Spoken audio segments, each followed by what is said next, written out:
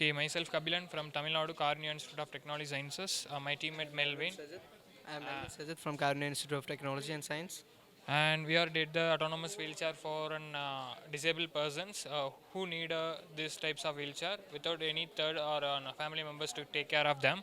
And we are using a ROS for this navigation, and we are using a map technology to make that this easy to us. And this is a map of this surrounding now, and this is the localization of the wheelchair, and we can do the teleoperation, we can do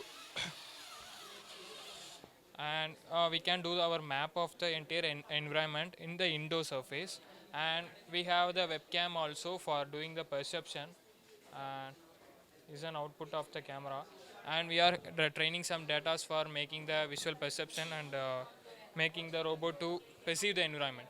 And we have using the Intel depth cam for visualizing the real world in the road or in a beach, the person who need to visit that areas. So using this we are going to use reinforcement learning for outdoor visual perception. Okay, thank you.